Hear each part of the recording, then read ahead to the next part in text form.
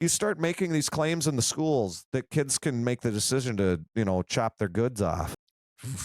That is that's as demonic as it gets, Yeah.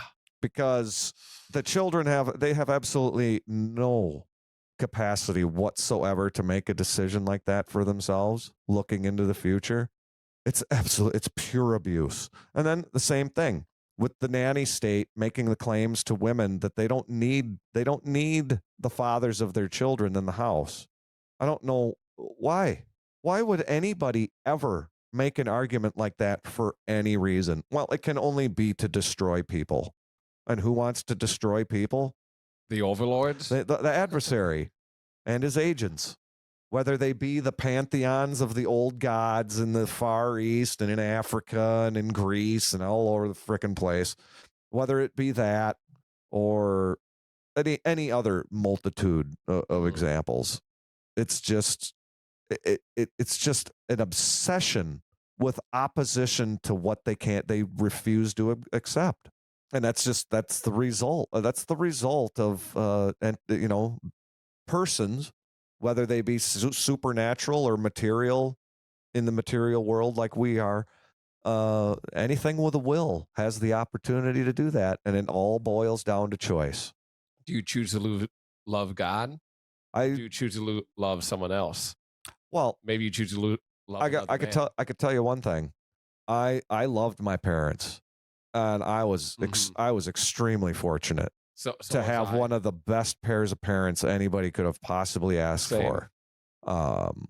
And the fact that my mom raised us Catholic, went to Catholic school all the way through high school. Our exposure to sexual education was very biologically formulaic, with no injection from the pop culture, feel good plastic banana rock and roller view of how things are. So for me, finding a wife and to live to live a life with somebody with the potential to have I took that very seriously. So I wish I took that more seriously, to be honest. All the girls that I thought that I was making an attempt to pursue when I was younger, well, none of them even took it as I was pursuing them. Of course not. So when when you're in an environment like you that, didn't probably show that you sexually desired them in the first 2 minutes of meeting them. So how would they know? Well, and the crazy thing is that my generation to your generation to the kids that are now 10 years younger than you, the ones in their early 20s, right? It's just gotten worse with each step. And these girls, they go through they put themselves in the cycle earlier, they stay in it longer, and they come out even more destroyed now than when I was young. It's amplifying, it's magnifying, it's covering more. They get to the end of getting themselves ran through, and basically they've made themselves incapable of even being being able to love pair bonding. Man. They can't do it. They've actually their body will now physically reject the scenario, and that's why they can't be with anybody, because they threw away the ability so early that it's gone. And that's not a singular evaluation that only applies there. You can do it in any aspect of life. I mean, you read in bad lighting too much. Well, eventually you won't be able to read anything. Right. Right? You go out to raves and do too many chemicals. I mean, you put yourself through that cycle often enough within a period of time. If you stretch that out long enough, you won't be able to feel anything by the time you're done ruining yourself. I mean, even just doing it once, dude, it took me like a week to feel normal again. That's everywhere. Now, isn't it odd that this approach bounced from thing to thing, right in it, just in lockstep with the political shenanigans and the media manipulation and the wars and the military actions and the abuse of the money. And it all just ramps. It's escalates. all correlating together. And oh yeah, oh God, we're building a better world. Oh God, it's so fucking stupid. Oh man. Maybe you and me can help build a better world together, Philly. Maybe these podcasts will do something in the future. Who knows? Maybe they won't do a well, damn and that's thing. that's the one driver, right? Is that there's all of this capacity for keeping all of this, all of these videos and all these audio recordings and all the stuff that people are writing in it. It can be stored and looked at. You can look back at it for basically Hopefully forever. ever. Yeah. And hopefully some of these little slivers will break through and make somebody woke. And hopefully, like me finding the Mises books. Someone will find Professor Phil. When I did. I mean, if I had never run into that stuff, I mean, I don't know. Weird how, like, when you think about one tiny decision, how different your life would be. Like, you're talking about how different of a person you would be if you never discovered Mises. Yeah. Think of how different you would be. It really trips me out how when I reflect back on my life, if I went left instead of right there, if I picked this up instead of picking that up, how different of a person I would be. And it also makes me wonder what my life would look like. I don't know if it'd be better. I don't know if it would be worse. Well, I can make one assertion that I think is pretty solid. I think that my material circumstance would be probably 10 to 50 times what it is right now, because I would have never run into I would have never had the ability to present myself with any argument against pursuing money. But at the same time, I might not ever even think about God. Right. And I think that, my lifestyle generally of relative poverty, I mean, I'm not in poverty, but I don't make a lot of money. I never have. And I maintain my lifestyle with very low means. I don't really have any part of my life that's extravagant. I mean, the closest I can even think of recently, okay, I have a vehicle lease, right? Ooh. Wow. Yeah, on a Jeep Cherokee. Yeah. Oh my God. It's a nice Jeep. This guy is a giant hypocrite. It's a nice Jeep. At 44 years old, it was the first vehicle I drove off a lot with less than 100 miles on it. The closest I had gotten before that was a vehicle my sister bailed on.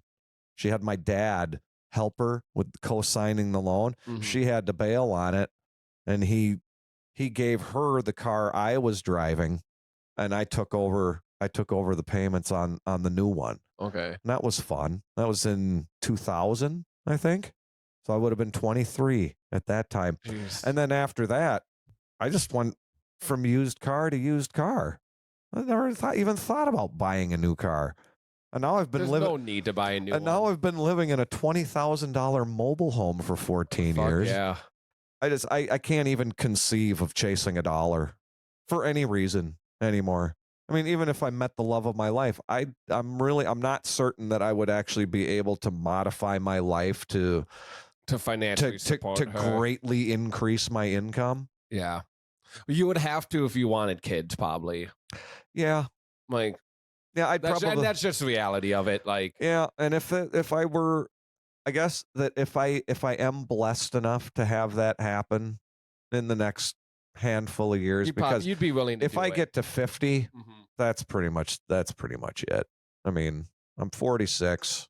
Well, speed dating, we'll try to make it happen. I mean, we'll try to make the speed dating episode. At 46, in the next few years. Even if I had a kid today, I'd be 64 when they graduate high school, if I even make it that far. So it's kind of a bummer. But you know what? I don't remember any commandments about making sure that you get enough by any means necessary to be happy. Right. There's no commandment like that.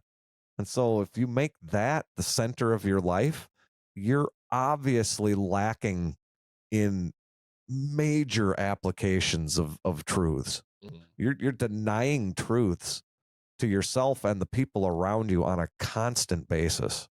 And I don't the single best way I've tried to develop in that vein is is through the Mises stuff. Yep. Like, we can look at a structure, and if you operate within it at a particular level, you're acting against the better interests of everybody below you.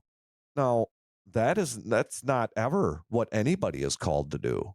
God doesn't call people to take advantage of everybody around them for their own benefit. So when you see entities that take advantage of legal structures and the way the government abuses the money, and they do this for their own benefit, regardless of the results, that has to be called out. Mhm. I mean, if you want to, you want to share the good news, if you want to try and be honest with people, you have to. The truths themselves are so simple and straightforward. It's basically the 10 Commandments and Jesus Christ in the Gospels, That's it. right? And you just take those and then apply them at the ground level of whatever operating environment you're talking about in the material world that we live in here on earth.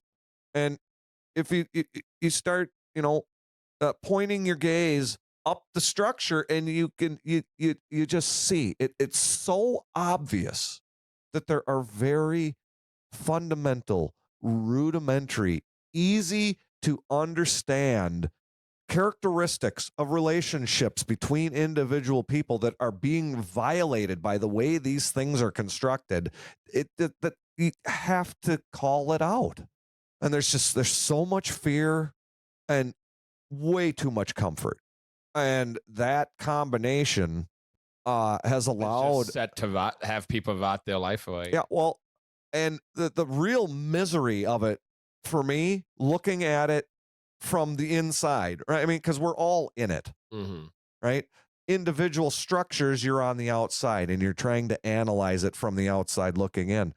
It's these scenarios, they're gathering up more and more of the space of all existence, that there are just huge numbers of people who, like we said earlier, not everybody is of a high capacity for recognition of these immaterial concepts and whatnot. And so they need guidance. Yet almost all of the people who are capable of providing it are buying into the structures that deny it to the ones who can't. And so you're just watching, like, all of these poor little kids in these public schools. It does. I mean, I'm just sitting here and I can actually feel myself about to produce a tear. All I have to do is just think about like 5 to 10 year olds in public schools and just think how tragic How it fucked they are. really is. Yeah. The idea that I would have ever been confronted with a 350-pound former professional wrestler in a thong thrusting his hog in my face before I'm 10 years old, to read me a book about about how some kid has, two gay guys for parents. That is just that is such an abomination to me. And I do it, that's just how It's just I that's the kind of world we feel live in like these it. days. Yeah, it's just a constant state of prayer. Yeah. God, please have mercy on the souls of all of these people who were never given a chance to understand any of this. Well, hopefully you all understand a little bit more after listening to this podcast here. Phil, I think it's time to wrap it up, man.